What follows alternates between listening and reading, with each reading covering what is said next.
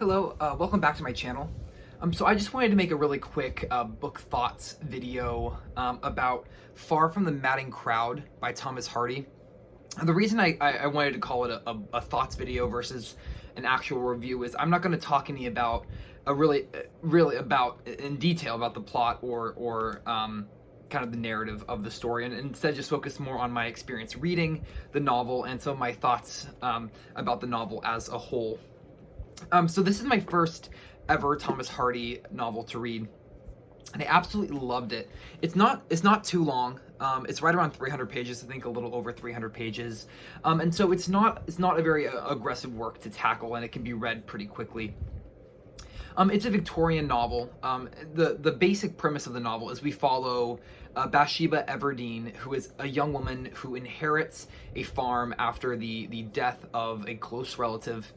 And so she inherits this large farm, becomes very wealthy, and what she does that's unusual for the time period is beyond just a woman owning a farm, which was already unusual. But then she fired the manager of the farm and said that she would manage the farm on her own. So the story follows her getting accustomed to this new place that she's living, getting accustomed to this new lifestyle of being a wealthy landowner owning a farm, and then the story follows three men who fall in love with her. So the book opens with us being introduced to Gabriel Oak, who is a shepherd who falls madly in love with Bathsheba Everdeen at the very beginning of the novel. And so he is the first to fall for her, and then two other men follow in line. The next man who falls in love with her is a man named Mr. Boldwood, who is a wealthy older farmer, more of a gentleman farmer, who falls in love with Bathsheba. And then later on in the novel, a young military sergeant named Troy falls in love with her. And the novel follows sort of these love triangles between these characters, kind of the drama that occurs within those different relationships, within the relationships beginning and them dying, and the drama that sort of surrounds all of these relationships that Bathsheba has with these different men, and these men sort of battling out for her affection. And so there's just a lot of sort of that relationship drama. It doesn't feel soap opera-y though. It's done incredibly well. Thomas Hardy's writing, overall, there's sort of a gloom that I feel sits atop all of his writing throughout this novel. There's even the happy moments, they feel tinged or sort of steeped in sadness, if you will.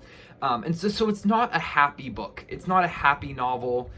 There are some more happy moments, but really they are almost more bittersweet than happy. But I really enjoyed the novel.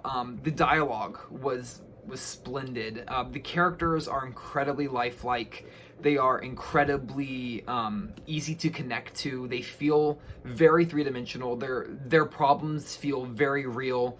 You definitely feel sympathetic and empathetic towards them.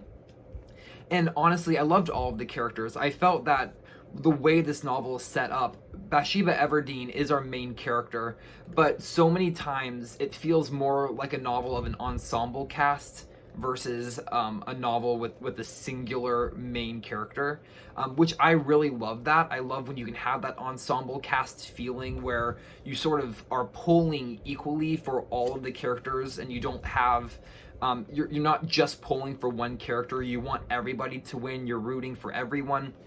And that, to me, is a lot more of an enjoyable reading experience when you are sort of supporting all of the characters, because it just gives you a more overarching view of the story instead of having any prejudice towards the story of only wanting good things for your main character that you're pulling for. It really opens your eyes and lets you see the whole story and all of the characters from all of the other characters' point of views, which I think is super enjoyable.